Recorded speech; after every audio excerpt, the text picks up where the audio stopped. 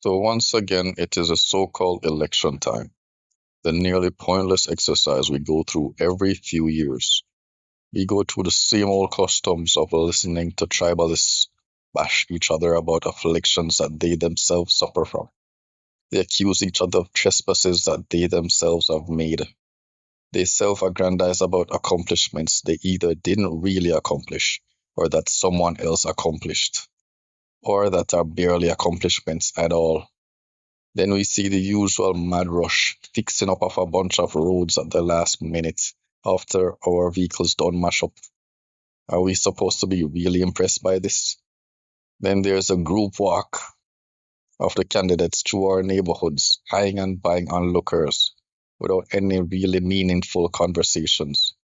And then they are never to be seen again, at least until the next election cycle. When will Jamaicans wake up from this madness we have already been through over and over and realize that this country is not much of a democracy at all, that it is not independent, and that its citizens are not free? These people who have positioned themselves as almost kings but are actually parasites repeatedly let it be known to us that no matter what we regular people want, they will not do it if it doesn't align with their own interests. And their interests are not the same as our interests. Neither of them want to make Jamaica more democratic. They don't want more of us participating in having a say in what kind of laws are passed and enacted, in having a say of who is in control of our natural resources, in charge of our schools, in charge of our justice system and police.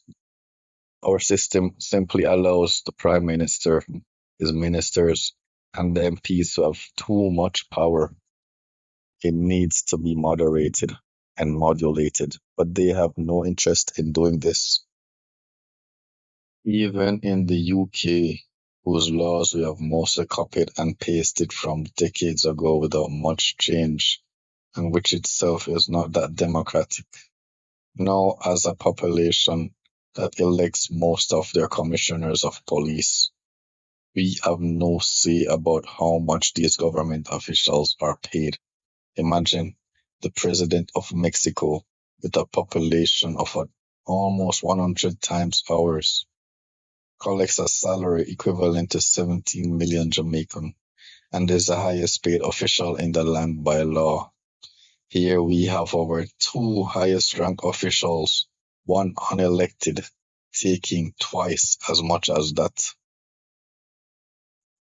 And as they and the rest of the top ranking officials freely reward themselves for a job not well done, that even after serving a single 5-year term, continue to collect lifetime pensions that are a significant portion of that amount.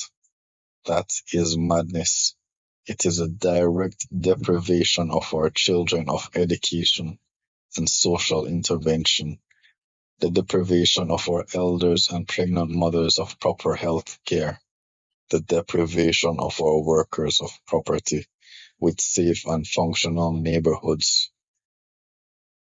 We have a system whereby even if 95% of us agree that our beaches should not be for sale, these politicians would and could ignore it and continue to sell to their hotelier friends, if not to themselves.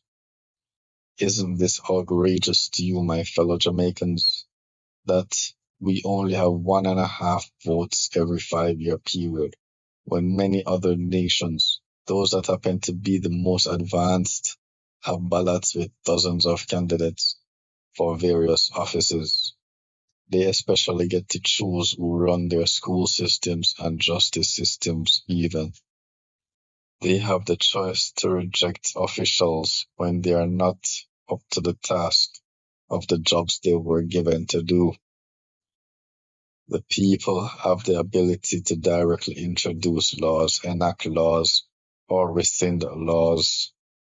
Why is this too good for us Jamaicans? Why do we continue to have officials that pledge their allegiance to foreign monarchies instead of to us, the people? Where is your pride?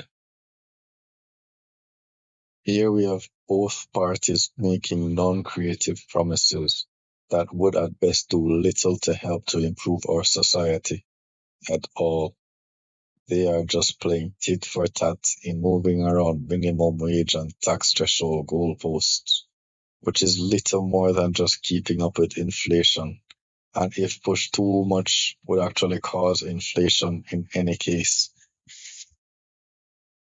We are now coming into one of the most transformative periods in world history, a turbulent period. Here we have a run amok, unpredictable US president. We have a China that is set to become the most powerful nation, with the US becoming ever more desperate to prevent this.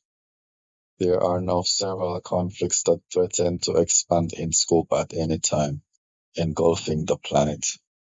The most disruptive technology in history, artificial intelligence, is increasingly making its presence known. Then there is global warming and the continued threat of new pandemics.